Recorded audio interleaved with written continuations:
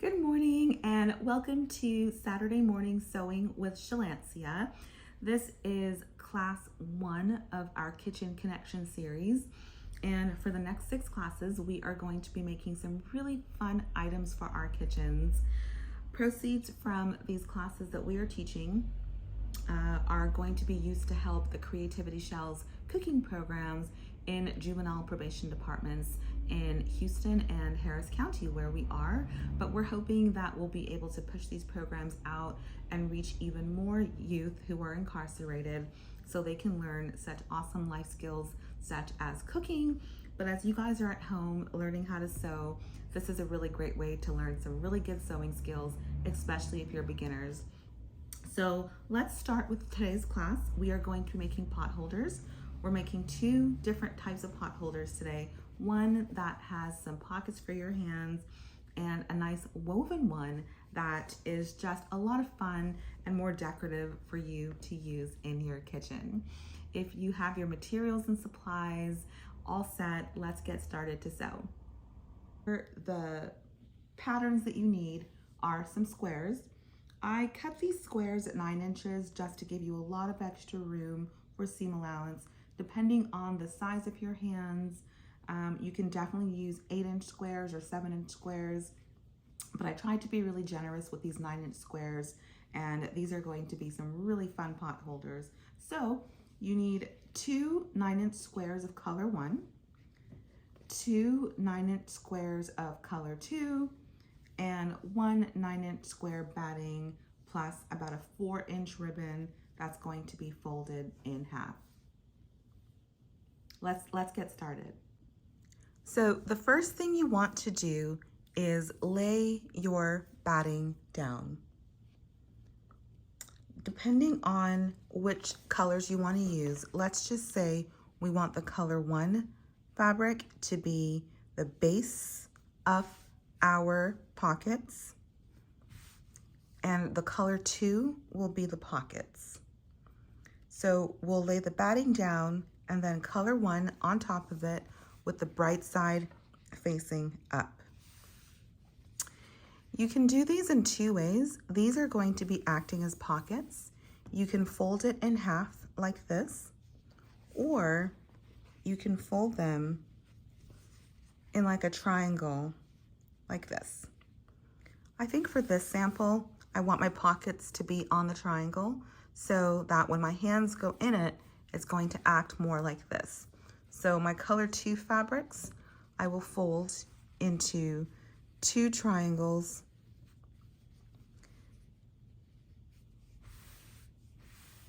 and they will be like that. My ribbon, I'm going to just sandwich along the side right here with the folded edge sticking in. You know, I'll put that in actually over after my next step. That way I can pin it all together.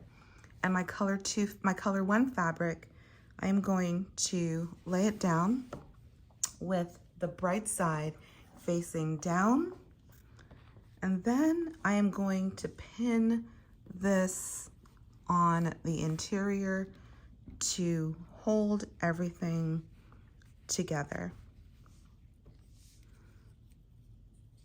I'm going to get my ribbon right back here.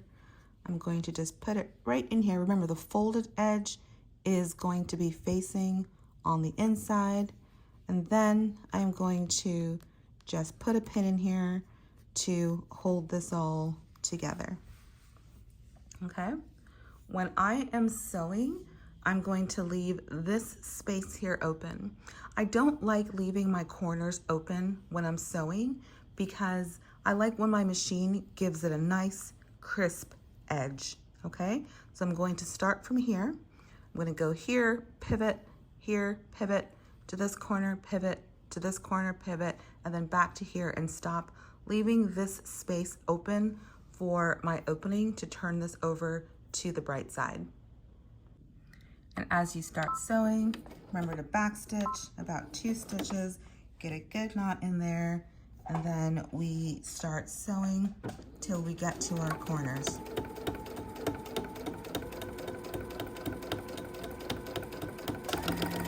You mindful of that pin that's there. It shouldn't affect you too much, but if it gets in your way, once you have the needle in the fabric, you can remove it. And then to pivot, if you haven't pivoted before, your needle is in the fabric, you lift your lever, turn the fabric 90 degrees counterclockwise, and you keep going. Remember, all of this excess, we've cut a generous 9-inch square so that you have more than enough room to have extra seam allowance. Make sure all of these layers, there's about 5 layers of fabric here. Sometimes some people ask, how do I know when to stop? Once this fabric gets kind of to the end of this foot, that's definitely about a good 1/2 of an inch or more. You can stop and pivot right there. And then we keep going to the other side.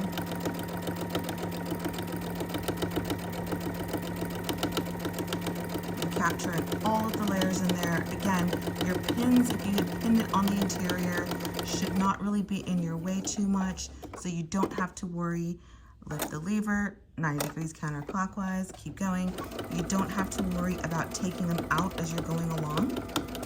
Whenever I'm sewing fabrics or projects that have a lot of layers, I prefer to pin on the inside if I can, because that way it just kind of helps me to sew along. I'm not sewing over too many pins, because it's okay to sew over pins sometimes when they're horizontal, but if you try to do it with so many layers of fabrics, you can end up breaking your needle. And then you get to this point here, you can leave a good like 2.5 inches to leave so you can turn it back over to your right side. And then remember to backstitch when you are sewing, and you can cut your threads and remove your project from your machine. When you get to this point, you can now safely remove your pins and just use your scissors to cut off any of this excess fabric. You definitely want to make sure that when you're cutting it off, you can kind of see all of these 5 layers in your trimmings, because this just makes, or it just ensures that you did not leave any parts out. And once you turn this pot holder over to the right side, we hopefully will have all of the layers accounted for. So once you start turning it over to the right side, you just kind of go through your opening and push everything through it. You want to be mindful. Sometimes you might hear a little bit at the threads, probably tear a little bit. You don't have to worry. You are going to be top stitching this again, so you don't have to worry too much about it tearing. But what you do want to check for are just any holes, making sure that with all of those layers that you've just sewn, that you don't have any holes in this pocket or a pot holder, I'm sorry. Okay, and here you have your pot holder. It's almost there. Now you do have to be very mindful when you start top stitching this. You want to tuck that opening in, and you do want to stitch this a little bit closer to the edge so that you can make sure that you have closed it up properly. But because this fabric is so thick, these feed dogs will definitely help to pull the fabric through, but you have to give it a little bit of help. You want to use your left hand and just gently guide the fabric, and you don't have to pull it too hard, but you definitely want to help give it a little bit of a tug so that you can help the machine a little bit, okay? And especially with these corners, you now have the fabrics folded on the edges. You want to just help your machine. If you ever find that your machine is not moving, then you want to stop sewing, because then you're going to get spaghetti and meatballs all tangled up in there. You want to just help this machine keep moving along. once you get better at making these pot holders, another fun thing you can do for this top stitch is use one of the decorative stitches on your machine, because it just adds a little bit of an extra touch to it. It just makes it look, a lot more professional. But mind you, a straight stitch is just as good. It finishes the job. And if you haven't made this before, or if this is one of your first sewing projects, you definitely want to complete it and have a finished project under your belt. And then you can start making variations as you get better and better in your sewing journey. And at these corners, I'm doing exactly what I did before. Every time I get to the corner, I stop, I lift my lever, make sure the needle is in the fabric. I do a 90-degree turn, counterclockwise, and I keep going. Okay, my last pivot point, and I'm just gonna go back to where I started. See, my machine just kind of stopped for a second. I'm just gonna give it a little bit of a tug, help it through. When I get back to my starting point, just do my 2 back stitches so that I can secure my threads in this fabric. I'm going to clip them with my lever and I'm finished. Awesome. So if you have any loose threads, you can just go ahead and cut them, get rid of them. Here's a little hanging tool that you can use to hang your pot holder. You can use these pockets placements for your hands, or you can just use the pot holder to rest a pot on there. Really fun project. For your second set of pot holders, you are going to need a batting and 2 squares from either your color 1 or color 2 fabrics. You're also going to need 2 strips of about 30, let's just say 34 inches long, that are about 4.5 inches wide. And we are going to use these to make a fun design. But first, these strips will need to be folded in half, bright side to bright side, and pinned and sewn. When you're folding them in half, just make sure your edges are all together. It might be a good idea to iron these first so you have a nice crisp edge. And you're just going to go ahead and pin both of these, your color 1 and color 2 strips, all the way down so that we can prep them for sewing. Both of these fabrics.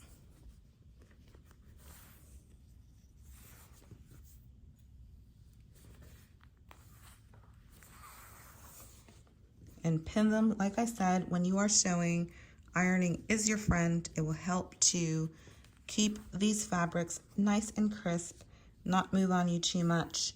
Just make sure that you have your edges edge to edge together. And when you get these on your machine, you can definitely use the width of your foot as your guideline. We've given you a generous 1/2 inch here that you have definitely the room to play with.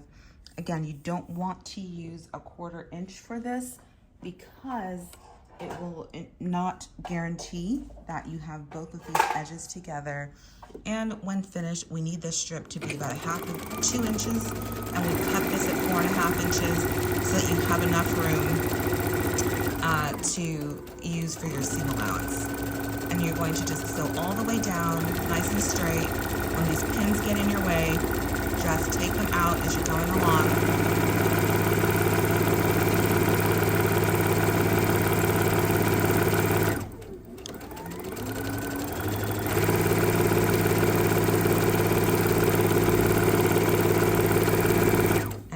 Sewing.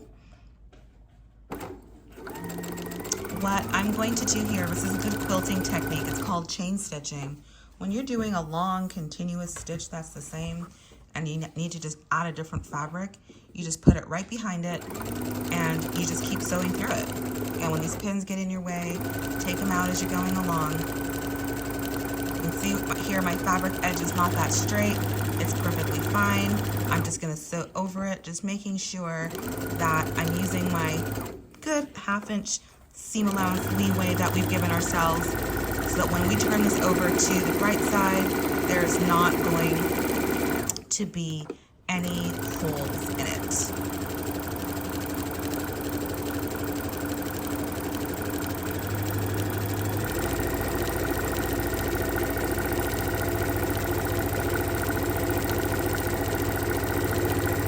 Get to the end of it, we can just sew straight through. There's absolutely no need to backstitch. We can just get it out of the machine and get it ready to turn to the bright side. If you have a turning tool, it makes this step go by so much faster. I've already turned my red one in for my color 2, and this is how I'm doing it. I basically clip the pin to my end, and I push my pin and I pull the fabric. I push my pin, which is right in here, and I'm just pulling the fabric. If you have a turning tool, like I said, this can make it go a little bit faster, but in case you don't have one, a safety pin works just as well. And I actually find it quite soothing to do this. I've worked with women in the past who have been trafficked and who have been going through just domestic violence and addiction issues, and they could sit sometimes for hours and just turn fabric inside out. It's the feeling of the fabric, the sounds that it makes. And sometimes when you're sewing, you know, when we have a project to complete and we're rushing, it's one thing, but if you have the time, it can be so soothing and so therapeutic just to sit and do a task like turn a fabric over to the bright side.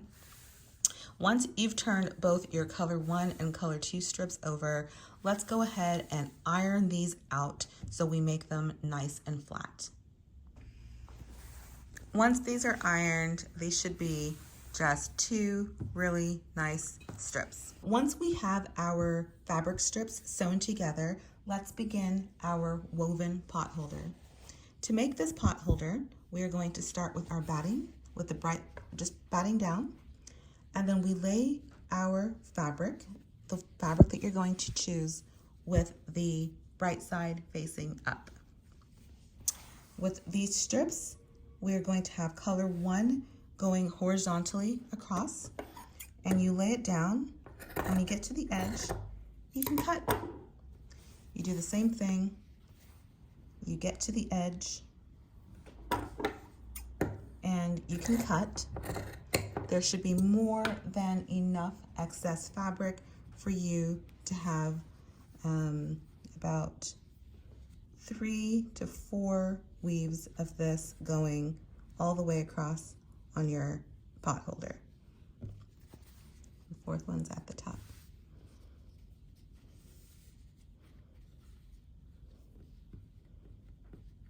And just lay these out.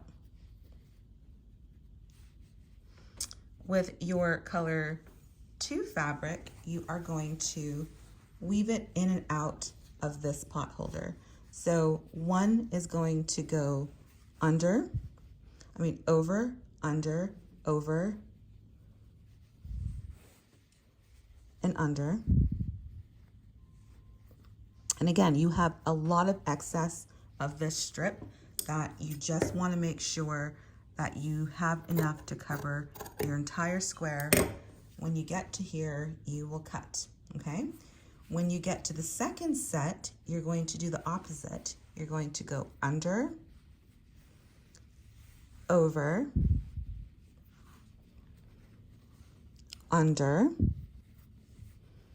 and over, and weave it through. Okay? I'm not exactly pinning these yet because I just want to make sure that I have them spaced out adequately. And then you get to your 3rd row, you're going to go over, under, over, and under. Again, you can kind of shift these around a little bit. Just make sure that they are as you like them. and you get to this end and you're going to cut, and then for the last row you're going to go under, over, under, and over.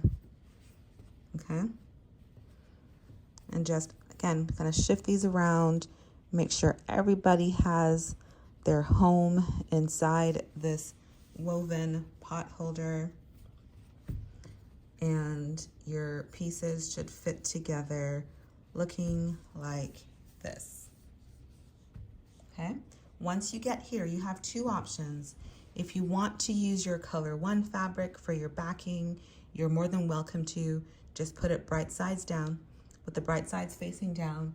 Or if you have another strip of your color 2 fabric, you can also use it as well.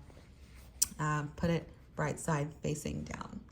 In my case, I'm going to choose my color 1 fabric, and I'm going to place it just like this.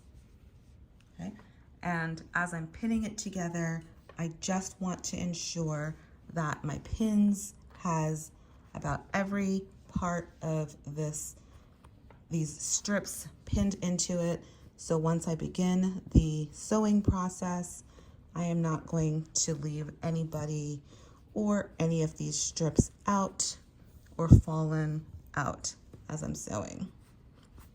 Okay, I got this pinned down. Another option I can also add at this time is I can add my ribbon back. In this case, I'm just gonna stick it in here with the folded side facing down. Oh no, I'm gonna stick it to my corners actually. I kind of like having it in the corner here, and I will have just a pin mark. Now again, there's so many layers of fabric in here. We want to be very generous with our seam allowance just to ensure that every part of this gets captured. I'm taking these pins out right now because as I'm feeling my bottom, my squares are not aligned at all. And when I start sewing this, my batting is here. I want to just make sure that it is as aligned as possible. This is a lot of layers of fabrics, guys, a lot of layers. And we want to just capture everything in here as much as possible. And the reason why I like cutting this a lot bigger than what I need, it actually seems like it makes it more difficult, but it gives you a lot of room for error. And when you are making these, especially for the first time, if your pieces are too small, then what happens is things fall out, you end up getting lots of holes in it, and then it just feels like it feels like a failure once you do it all and it's just not together. But giving yourself all this excess fabric helps you to just cut off whatever you don't need. And as you get better and better at making this project, then it makes it a little bit easier for you to sew. Okay, you can see all this excess from the inside here. You want to just make sure everything has its home in here. Again, like we did with our first pot holder, we're going to leave a little space in the center of one of the sides open. And once we start sewing, again, this is all, you want to be very generous with your seam allowance. I am sewing from the interior as much as possible. I get to my corners. I'm just making sure that every piece of fabric I have in this pot holder, so much excess, is all accounted for.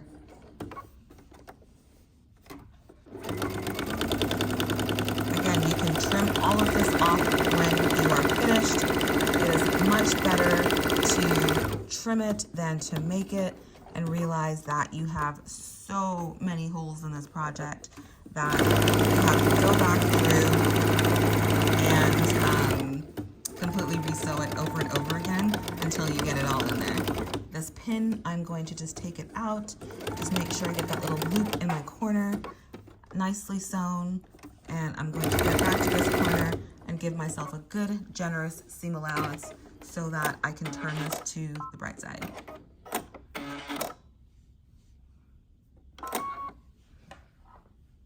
As as I get to this next step, I am taking my pins out and just trimming this excess fabric, all of it. Just trim it off.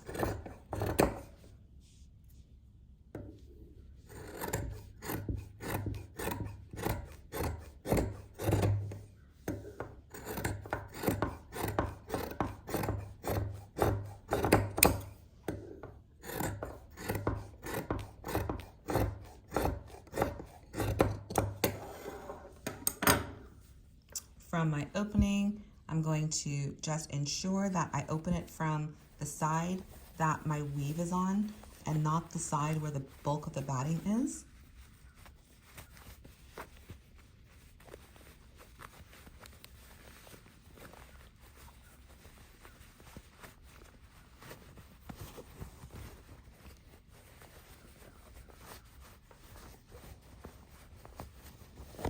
And just double check for holes, making sure all of your edges are intact. All of this fabric and strips and weaves are all accounted for. And here is your quilted and woven pot holder. Okay, this opening is still here. We just need to do a straight stitch to close it up. And I just need to get my poking tool to poke out my edges. You did such a good job sewing them and capturing all of these layers and layers and layers of fabric. You definitely want to reward yourself by showcasing how awesome it was. Again, when you tuck this in, you want to iron it down so it lays nice and flat. And then you want to straight stitch it. You can straight stitch, or you can also do a stitch all the way around to close it up. For time today, I'm just going to go ahead and close up my opening. Remember, this here, you want to be a little less generous with your seam allowance. These folds are not as much, so you want to just do a good stitch right on the edge. And remember, this fabric is really thick. There are a lot of layers in here and batting as well. So you definitely want to help your machine to guide this fabric through, making sure that this fold and everything is all tucked in here, and just close up that opening.